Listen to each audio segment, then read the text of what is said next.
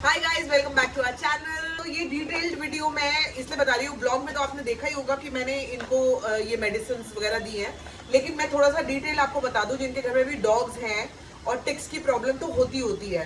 तो मैं आपको बता दूं कि ये ना एक कंपनी है ब्रावैक्टो, ऐसा लिखा है, और इसमें पर केजी मतलब जितने केजीज का डॉग होता है उसके हिसाब से आपको मेडिसिन देनी होती है। तो एक जैसे ये चेरी के लिए मेडिसिन है और मैं एक एक को खिलाऊंगी और आपको बताऊंगी।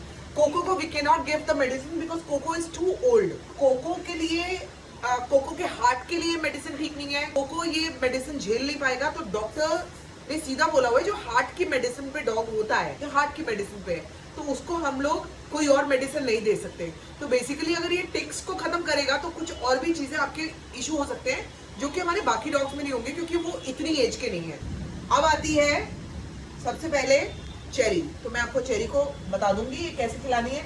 ये च्यूएबल दवाई है, तो बेसिकली शायद इसमें ऐसे वाले इंग्रेडिएंट्स होते हैं कि डॉग शायद पसंद करता है।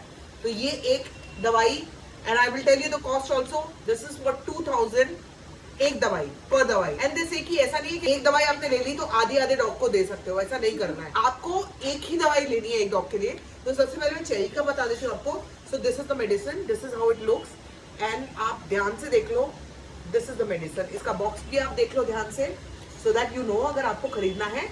आपके पर केजी का जितना डॉग है उसके हिसाब से ही आपको मेडिसिन देनी है। And this medicine is not available on any chemist.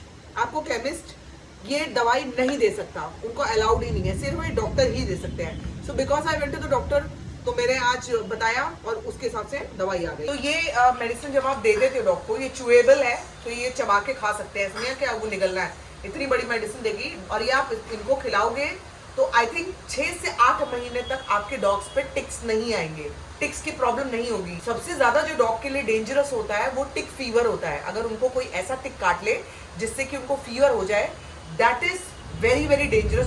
तो मैं इसके लिए बहुत ही केयरफुल रहती हूँ कि इनको ये दवाई दे दो। अगर आपका डॉग एज वाला है उस डॉग को आपको ये दवाई नहीं देनी है। पहले ये चेरी को खिला देती हूँ मैं। चेरू बेटा,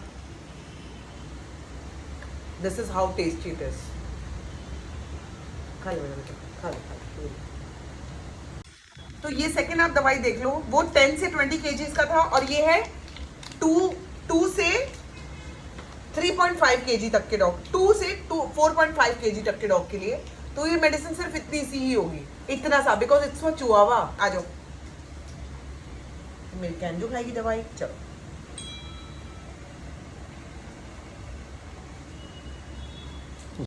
और ये अगली दवाई छुन्ना के लिए, जो कि ऑब्वियसली 2 से 3 किलो के बीच की है, तो इतनी सी ही दवाई देनी है छुन्ना।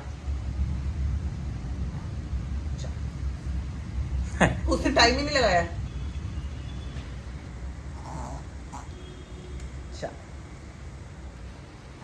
था डॉग के टिक्स का ऑल टाइम सॉल्यूशन, और मुझे लगा कि क्योंकि ये मेरे काम बहुत आता है, मेरे डॉग्स के काम बहुत आता है, तो आपके भी काम आएगा।